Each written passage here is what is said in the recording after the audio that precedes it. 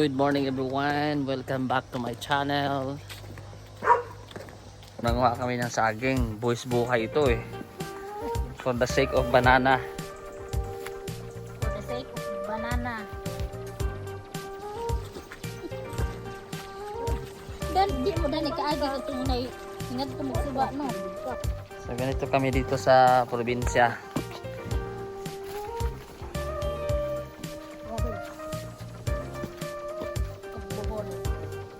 So sana makakuha kami ng maraming saging ngayon. By the way guys, itong lugar na to ay tawag nito masukal. Kasi dito lahat yung mga halos pananim ng mga tao dito na mga halimbawa ay saging, may mga kamuting kahoy. So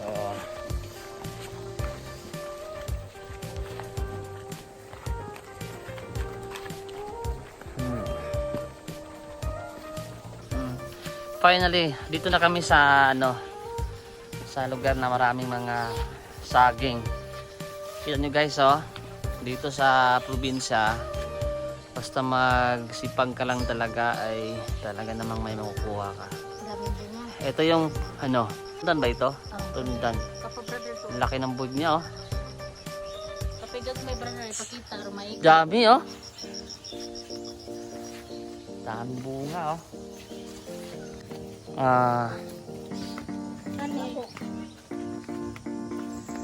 medyo maputik.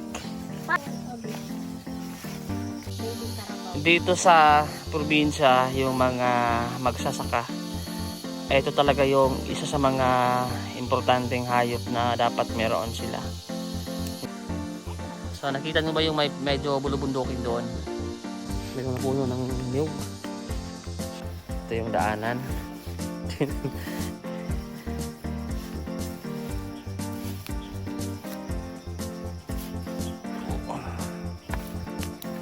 Yun naman yung daanan yan, may mga puno ng niyog dito. Dito naman sa kabila ay dami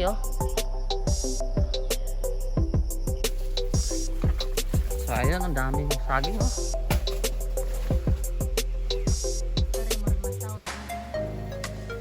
gamay kayo. Senyorita.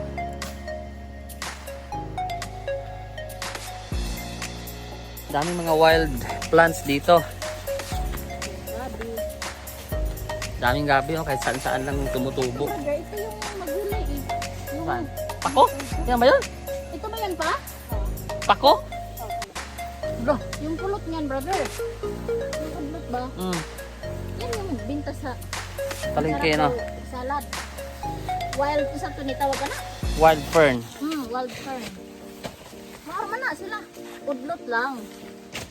Ang laki ng puno ng gabi Tingnan niyo yung alaga naming aso dun Iwan ko ba dyan sa kanya? Yan naman guys, so nadaanan na namin dito sili.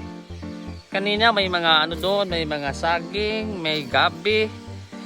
Ngayon naman ay may siling demonyo. Manghang to sa sa amin tinatawag itong siling kilikot. Yan dami bunga Wild dragon. So masarap ito. Dami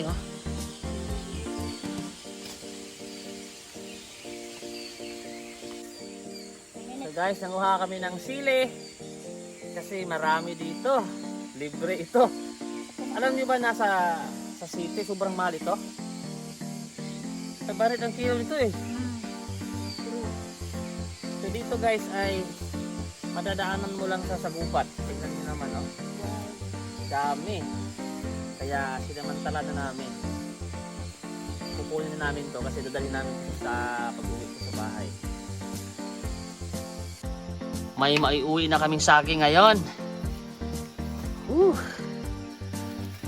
Ayun Grabe oh. Ano, Wala. Laki oh. Haba. Tira ni Odette, brother. Oh my God. Okay oh. Ganda lang. Dalawa ito.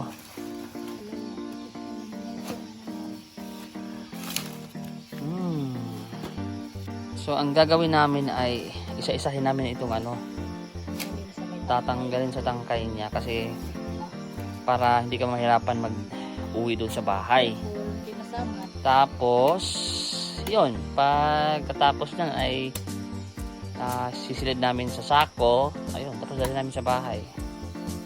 Dami nito. Pag nahinog ito, sobrang sarap ito. Oh. Mm.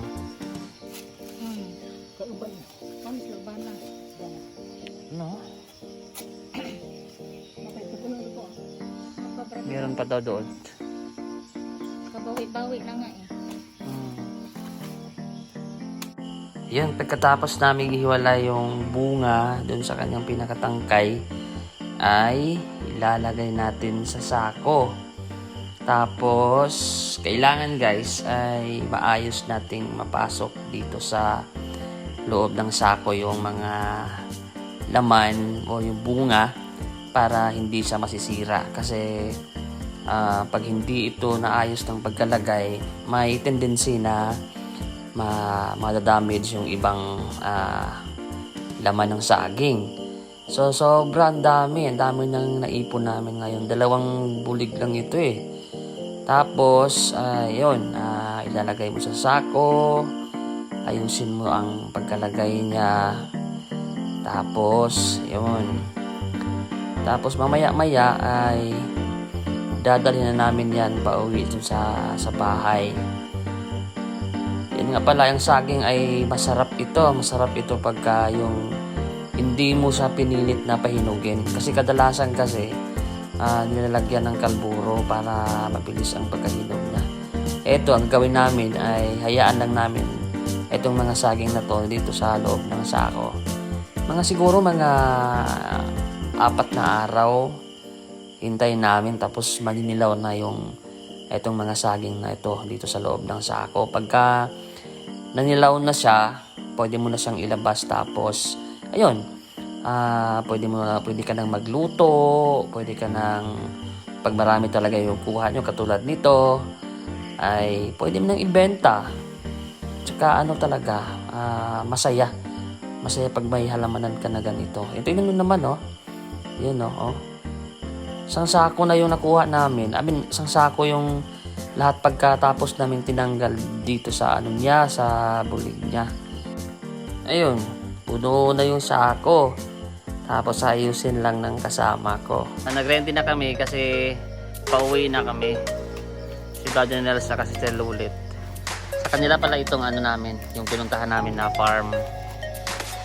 Ang dami nilang pananim na saging, may mga niyog, gabi, ano pa ba? Kamuting kahoy. Ay, masisipag ito eh. Pagpunta ni brother, buhay na. So guys, pauwi na kami. So may dala na kaming saging. So mag-antay na lang kami ng ilang days, tapos mahinog na yan, kakain na namin. Isa oh, dapat pauwi na kami. Ngayon may nakita kami isa, ay dadalhin namin. So ganito pala guys, pag ano ng puno ng saging oh. No, kasi pag biglain mo, bumagsak ano.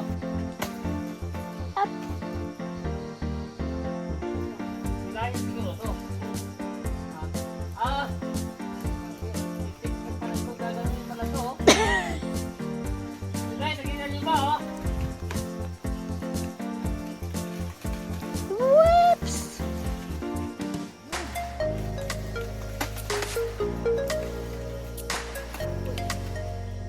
Yan brother, sige.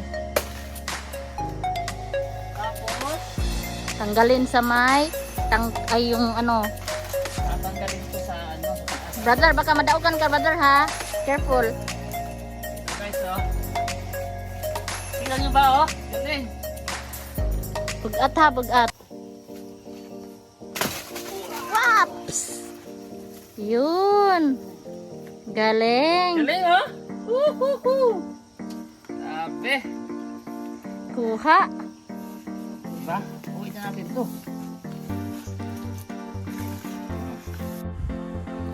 Pag-uwi namin, may dadaanan kaming puno na buko.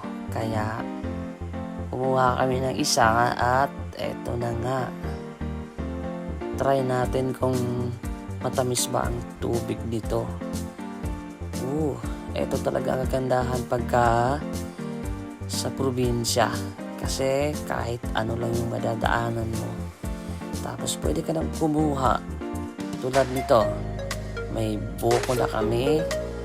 At guys, kita niyo naman, oh. Ayan, ayan. Iinom tayo ng fresh from the farm na buko. Ano naman, oh. Kita niyo. Katamis. Okay. Ayan, ayun yung isang aso. Gusto niyang uminom. Tapos ayan, ayan. Ayan yung guys, oh. Nahingi isa eh. Gusto siyang uminom eh. Ayan, oh, ayan. Ayan, ayan. Kapansin. Inom na ulit tayo. Ayan. Sobrang tamis. Ayun, no. Nadaanan lang namin yan eh. Kaya kumuha kami ng isa. Katamis ng sabaw niya talaga, promise. Tapos, para hindi masayang, ay talagang ano. Kaso itong aso nangungulit, no. Nangigisa, guys. Siguro tingin niya masarap din yata yun. Masarap talaga. Third time, luluhuran natin. Para talagang ano natin yung laman at saka yung sabaw ng buko. Fresh from the farm. Pagkatapos mong anuhin yung sabaw, syempre kailangan mo rin kailangan mong bibiyakin para makakain mo yung laman niya. Kasi masarap kasi pag fresh eh. Masarap yung ano niya talaga. Yung laman niya. Kaya ayan. Bibiyakin natin. Bibiyakin natin. Kasi masarap ang laman nito. Buko na to. Ayun. Kasarap lang talaga. Tapos, siyempre wala tayong dalang kutsara. Gagawa tayo ng improvised na kutsara. Gamit lang yung balat na mismo. Kaya sa probinsya tayo, kailangan tayo madiskarte. Tulad niyan, gumawa tayo ng kutsara para may pangkahig tayo dyan sa laman. Maupo na nga tayo. Napapagod na ako eh. Tingnan nyo naman, no? Sarap nito. Sobrang tamis siguro nito. Tikman nga natin. Kukuskusin nga natin itong improvised na kutsara natin. At ayun. Kakain na tayo. Sarap. Katamis lang talaga. Heaven ang pakiramdam. Gusto nyo ba guys? Pumunta kayo dito. Madami dito ito. Yan. Second time. Masarap talaga. Okay, delisyoso. Ito isa naman. Hindi pa siya masyado yung matigas kasi bata pa yung nakuha namin buko. Pero masarap talaga sa promise, guys. Ayan. Kanina kasi nauuhaw na ako. Wala kami dalang tubig. Buti na lang, may nadaanan kaming buko. Paakit na sana kami. Ayun, no? 4 times. Medyo makapal lang naman ito. Kasarap lang talaga. Delisyoso. Ayan ang kagandahan pag sa probinsya tayo manirahan. Kasi marami tayong pwedeng kainin tulad ditong buko. Maliban na may saging na kami, nakatikim pa tayo ng fresh na buko from the farm. Talagang masarap sa guys. Oh. Sobrang sarap talaga niya. Hindi kasi yung tipong matigas. Thank God. So nagpapahinga muna kami kasi pauwi na kami maya-maya. Nakakita ako ng buko. Ayun, sinungkit ni Brad Nelson yung isa. Nakakuha kami. So thank you guys for watching and continue to support my simple vlog. Go. Uwi na kami.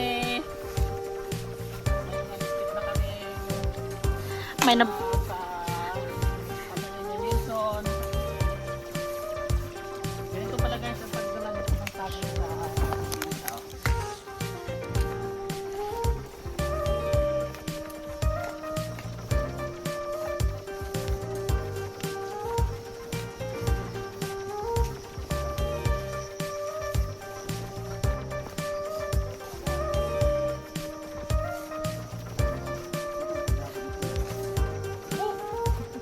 Ay! Paglaro. Ansa ba sa kahoy? Bumangga kami guys, sorry sa kahoy. Ito kahoy kasi hindi magato. Abi ko- Kasi Abi ko, wa na kakadaog. ito namang kahoy na to ay tumagdi. Ay, paakyat. Nabasa, naglikod. Pasaka. Kaya lang. Paglang talaga.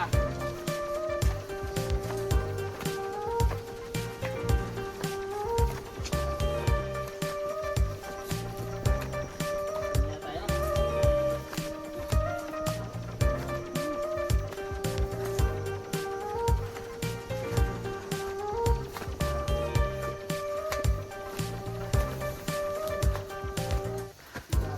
Kaya talaga eh. Mm.